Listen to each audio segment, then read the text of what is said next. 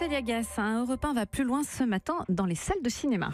Un chiffre préoccupant ce matin, depuis le début de l'année, ce sont près d'1 million de places vendues en moins chaque mois. Pourquoi les Français boudent-ils le cinéma? Pour expliquer ce phénomène, avec nous Richard Patry, le président des cinémas français. Mais d'abord, je me tourne vers vous, Mathieu Charrier, spécialiste cinéma d'Europe 1. Vous rentrez de Deauville, vous avez visionné 253 bandes annonces, je crois, de films qui vont sortir dans les mois à venir. Est-ce qu'il y a des pépites pour lancer un peu la machine? Ah oui, clairement, notamment dans les comédies françaises. Par exemple, si je vous dis La Famille Verneuil, Christian Clavier, Chantal Lobby, évidemment, Qu'est-ce qu'on a fait au bon Dieu et ses 12 millions d'entrées. Alors cette fois, pour Qu'est-ce qu'on a encore fait au bon Dieu, c'est la suite. Figurez-vous que leurs filles ont décidé de partir vivre dans les pays d'origine, vous savez, de leur mari, alors que le couple Verneuil doit accueillir un réfugié afghan. On est dans l'actu. On est dans l'actu, j'ai vu les premières images hier. Carton garanti, ça sortira fin janvier. Autre succès attendu pour Fabien Antoniente et Franck Dubosc. Vous savez, le duo des campings, ils ont fait Camping 1, 2, 3. Eh bien, ils vont sortir en février, all inclusive. Cette fois, Dubosc et De Maison doivent cohabiter dans une petite hutte de club de vacances. C'est pas Camping 4 du tout, ni dans l'histoire, ni dans la facture du film, dans ce qui se passe. Là, c'est vraiment un binôme. Et puis même, on pourrait dire les bronzés aussi. On retrouve en plus Josiane Balasco, Thierry Lhermitte. D'ailleurs, on fait un clin d'œil au film, forcément. C'est un film vraiment populaire et drôle, comme on les aime. Voilà pour All Inclusive. Et puis on attend aussi Philippe Lachaud et sa bande. Après Babysitting ou Alibi.com, il adapte maintenant Nicky Larson. Là aussi, j'ai vu des images et ça va affoler le box-office. J'adore le titre, All Inclusive. Déjà, on rit.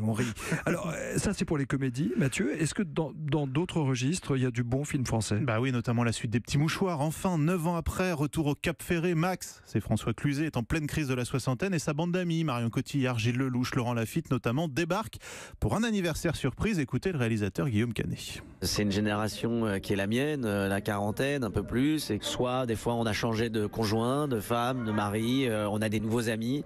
Et on dit plus facilement aussi à ces amis qu'on a depuis longtemps qu'ils peuvent être cons.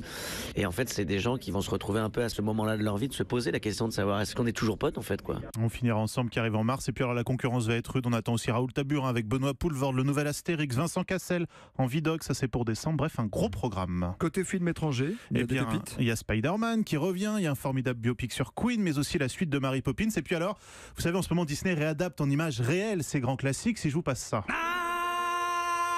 oui. Roi Lion, tout de suite. Eh bien, figurez-vous qu'on a découvert hier les premières scènes du Roi Lion. C'est tout simplement bluffant. Ça sortira à l'été 2019. Merci Mathieu Charrier. On le disait, les entrées sont en chute libre depuis le début de l'année. On est en ligne depuis Deauville avec Richard Patry, le président de la Fédération nationale des cinémas français. Bonjour. Bonjour.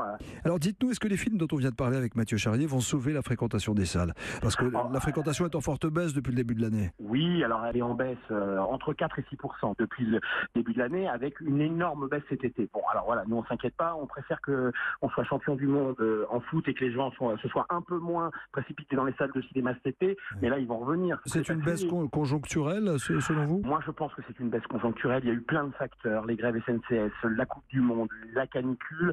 Et allez, soyons francs, parce qu'il faut dire les choses comme elles sont. Il n'y avait peut-être pas non plus une offre en film aussi diversifiée que ça, parce que nos amis distributeurs de films anticipent l'effet Coupe du Monde, qui a lieu tous les 4 ans, et en fait mettent un peu moins de grosses machines, on va dire. Mais là, je peux vous dire, là, on finit ce congrès, il y avait 2500 personnes hier à Deauville, énormément d'exploitants. On a vu 250 extraits de films qui vont sortir, et je peux vous dire que je pense que tout le monde est ressorti un peu rassuré dans ce qui va se passer. Est-ce que les salles qui souffrent le plus sont les gros multiplex, ceux qui sont installés en périphérie de nos villes? Alors, il y a un mouvement de reconquête des centres-villes, ça c'est vrai, vous avez raison, et donc les gros multiplex doivent aussi, eux, se réinventer.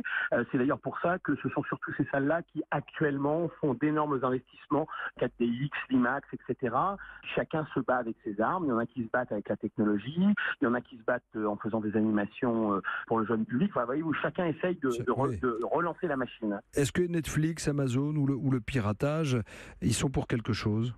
Ah bah, je vais pas vous dire que ça nous fait du bien. C'est vrai que le piratage, c'est un fléau pour nous, c'est clair. Quant à Netflix, la Mostra de Venise qui récompense Roma, un film qui ne sortira pas en salle, ça ne fait pas du bien non plus. Je crois qu'il y a de nouveaux opérateurs. Il va falloir qu'on apprenne ensemble à se respecter. Aujourd'hui, Amazon joue le jeu. C'est-à-dire les productions Amazon sortent dans les salles de cinéma. Pour l'instant, Netflix est sur un modèle d'exclusivité totale et ne contribue absolument pas au rayonnement et au développement du cinéma chez nous. Merci Richard Patré, président des cinémas français. Merci Mathieu Charrier. On suit les films avec vous sur notre antenne. Et Europe 1 va plus loin. C'est décoder, comprendre, peut-être apprendre. C'est tous les jours à 7h20 avec la rédaction d'Europe 1.